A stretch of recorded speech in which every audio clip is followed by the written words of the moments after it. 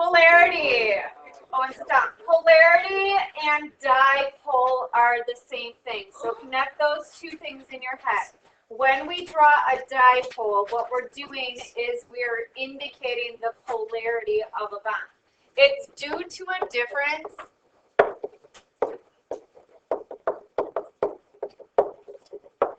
in electronegativity, which is going to be a vocab word for us, which means you need to use it properly in your answers.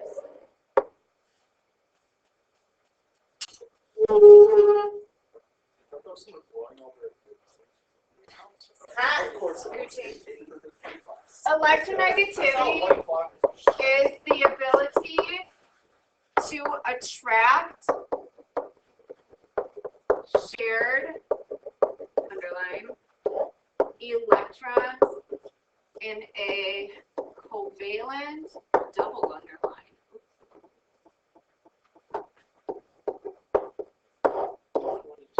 bond. Electronegativity has to do with covalent bonds. Yes. It is not ionic bonds. Ionic bonds are a metal and a nonmetal. We do lattice energy for that. In covalent bonds, when we have all nonmetals, our Lewis structures are all covalent bonds. We're drawing those bond lines at two electrons being shared. Those are covalent bonds. Electronegativity tells us where the electron is more likely to be. Electrons aren't things, they're just energy. And atoms can attract them more than other atoms, okay? There's a trend to that. It's upper and righter. Fluorine is the most electronegative atom. Francium is the smallest. While you're working through this, though, I put a periodic table into your gold packet, so can you get this out? That has the actual electronegativity values on it, so you can start like sorting in your brain which one's higher, which one's lower. Yeah, we don't really have I think I lost mine. We did. Everything that we've done so far, you've done. Kinetics is our next unit. That's the chart underneath it. That's my favorite unit. That's why it is crazy. It's mathy. Is that when you say like, oh, this is getting harder? Like, Yeah, starting next unit, we're actually going to be doing something. We have to do it. Yeah, we're actually doing something. I'm like, no, we don't do it. No, we learn shapes. I feel like that tax man. No, we learn shapes. They don't. They don't form covalent bonds. Okay, so if you take a look, specifically I want you to look at hydrogen. Look at hydrogen has an electronegativity value of 2.1. See how it doesn't fit the trend? It squeezes in between boron and carbon over here. You will not get this periodic table of electronegativity on an AP exam. You have to know the trend actually more likely or can be to know why the trend. So we have a whole unit on that later. I need you to understand the difference between this and lattice energy. Lattice energy is for ionic bonds, metal and non-metal. They're not even sharing. One's losing, one's gaining. They have charges. This is for a covalent bond. When music starts, tell somebody the difference between the two. Ready, go. This is just for covalent bonds. That is. Just in case you didn't catch that. Like somebody tell Owen.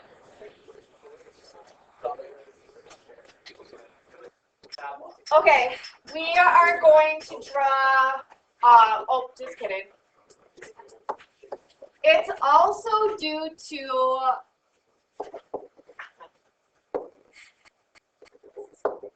the symmetry as well. That's a symmetry, but I don't know if that's so knowing what your shapes actually look like in 3D, not crisscrossing on paper, is how you're going to figure out whether it's symmetrical or not symmetrical. Some of those shapes are symmetrical, some of them are not symmetrical, and that's going to make a difference in our polarity as well. When we draw a dipole, we've done this before, but when we draw a dipole, this positive is our partial positive, and that's because its electronegativity value is smaller.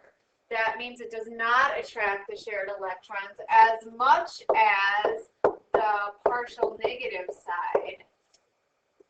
So that side is going to have the higher electronegativity value. okay? When we draw dipoles, we're going to draw an overall dipole. I'm going to show you first how to draw individual dipoles and then how to make an overall dipole. In order to do that, we're going to do a series of 5 Lewis structures. CH4, then we're going to do CH3Cl, and CH2Cl2, CHCl3, and then CCl4. So I need you to draw those Lewis structures and then grab a molecule bag and build a tetrahedral. Draw them and then build a tetrahedral. That's a cool one.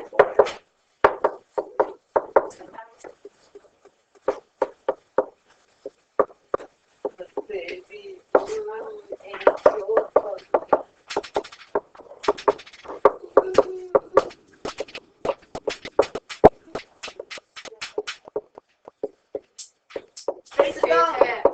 Cole is being so.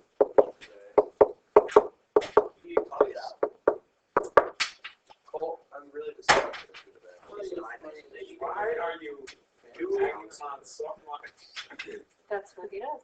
I'm going to use red and green to draw my dipoles. Wow, red and blue. I know, because they can't get over the fact that you're colorblind. That's why it's funny. Would you rather me use red and blue? I do not care. Okay. I think you should use red. I'm going to. So come get colors if you want some. Oh, and you need one?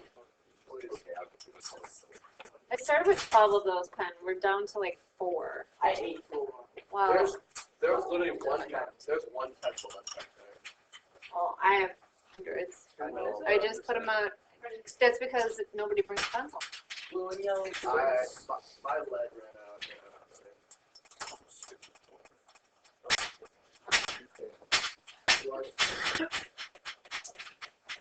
Build the tetrahedral. No one. Those are.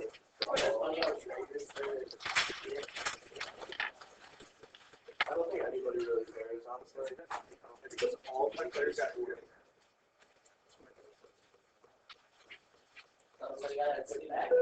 Marlon Mack and James Conner are both there. Yeah, you think.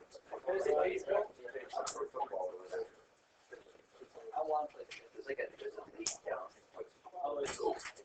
I would think about it. I'll draft every single Brewers player. I like their new outfits.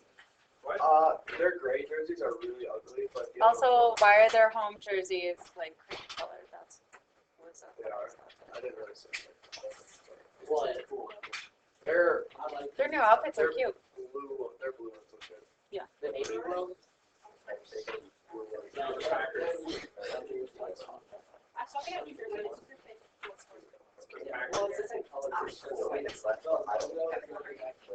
Glove set. I don't know. I like their old jerseys. I like the No, it was very like 1999. sound effect. I like the Packers. I like the very Packers should put all yellow. That is so cool.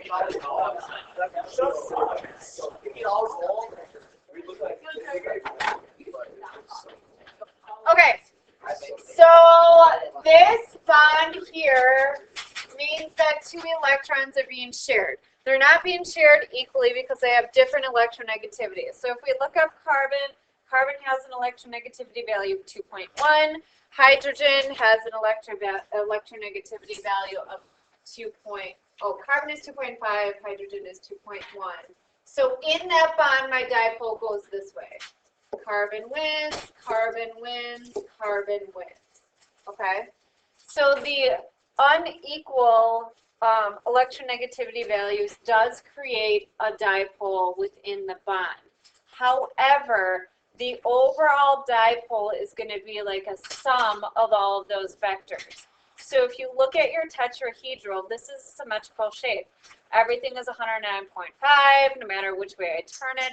It's all going to be the same. Chase it. So even though each bond has a dipole, this molecule overall does not have a dipole because it is evenly unsymmetrical.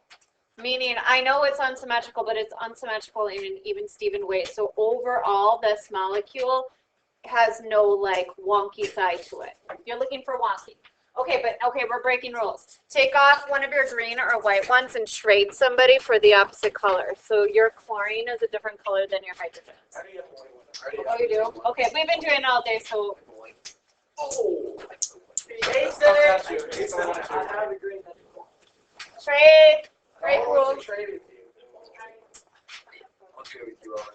The white one. All right, everything. Take one on. Okay, so now we know this carbon wins, we know this carbon wins, we know this carbon wins. Let's look up chlorine. Chlorine is a 3.0, carbon's a 2.5, so this one goes up. Now this is where knowing your shapes is actually really important. This looks like pretty crisscrossy, but remember that the shape is actually this. So if I have a and this, my overall dipole, adding all of those vectors together, is this. Like it's wonky on the top. And by wonky, I mean negative. Because everybody gets up that way. Okay, now trade these again to get 2 and 2.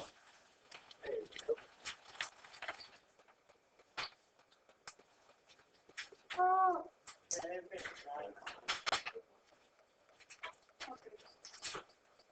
Trade these again. Wait, what? Wow, what's the green thing? I don't have to know. I don't really understand that. I'm just gonna put a silver one on. Trade these. I need to trade you. Green. Why do you have 3 whites? I got a green. What are you talking about? Trevor's trying to trade with you. There we go. Oh, this is a random something. You probably drew it like this because I told you to draw things symmetrical, but if I was going to draw it the way it actually looked, because they're all 109.5 degrees apart from each other, no matter what I do, my chlorines are next to each other and my hydrogens are next to each other. It's like, that's how it works in real life. So if I have this, oops, that's not what I want to do. So it actually looks like this. I can do it, I can teach. This. Right? So that means up, out. Atom, wonky.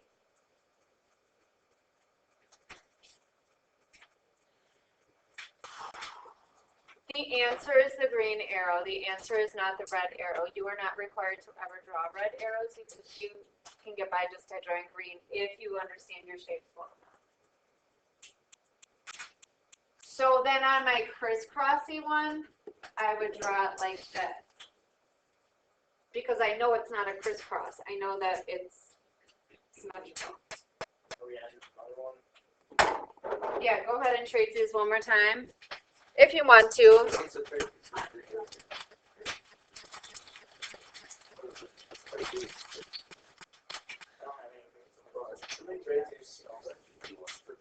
You don't need any trades. Oh, wait, hold on. I didn't even trade it. That's just called stealing. I got an extra green. Oh, give me my food now. Please. They're mine. Oh my. I can't even handle you right now. Why did you think so? I'm hot. So where is that one going? Wonky down, because this whole bottom part has arrows down. Brother H is up there. Brother. So does this last one even have a dipole? No, they don't control. It's evenly uneven. Even Steven. Even, Stevenly uneven. Okay, but now let's do this. Let's pick a harder shape because tetrahedral kind of is easy to see.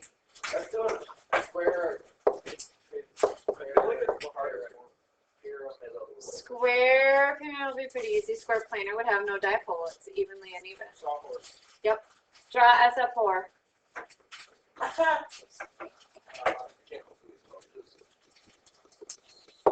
Okay, Owen, can you concentrate on learning now that you're concerned? Those ones you stole from my cabinet.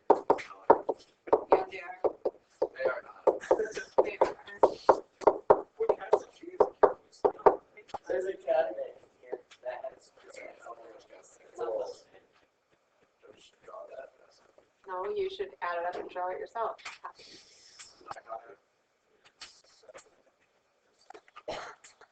So you end up with 34. So 32 is all filled up, so 34 means you have 2 extra. Learning patterns. Oh, I know which way it goes.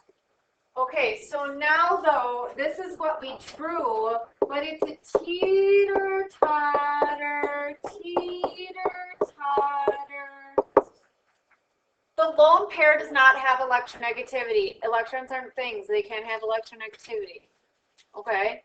It leaves a naked spot on top of the teeter-totter though, so when I draw my vectors,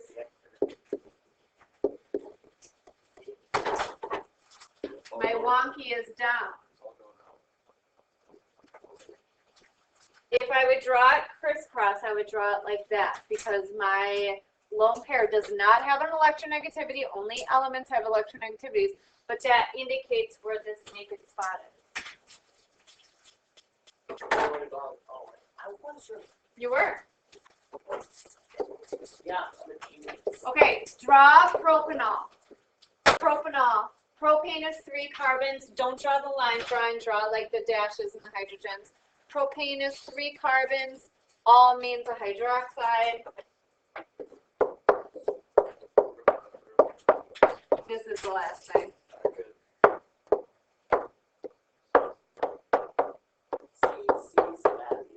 So don't draw with the line. Draw it like that. You're garbage. We haven't drawn, when we did our organic unit, we did not draw O-H because we weren't drawing Lewis structures. O is bonded to H, so draw it with a bond. It's not magic, they aren't just like glued together. C3H, 1, 2, 3, 4, 7, OH. I didn't know that, I just like drew it and then counted, okay? So we have to draw a Lewis structure, which means I need to add it up, draw my dots. Carbon is 4, so 12 plus 7 plus 1 and plus 6, 26. Yeah. Minus 2, 4, 6, 8, 10, 12, 14, 16, 18, 22. It equals 4. Thank you.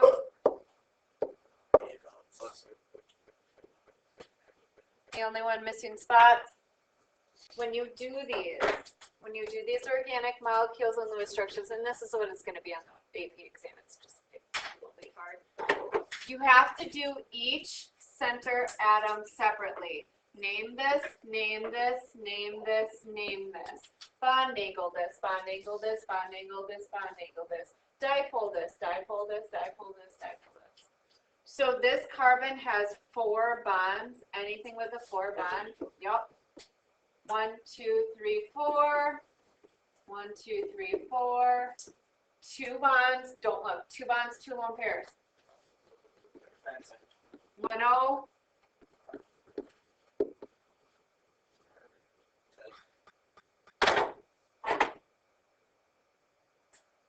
You do this so long.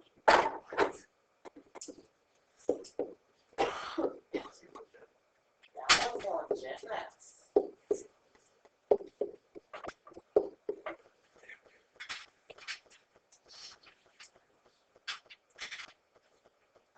A bend does not look like this. bent looks like this. Yep. Greg, you're so smart.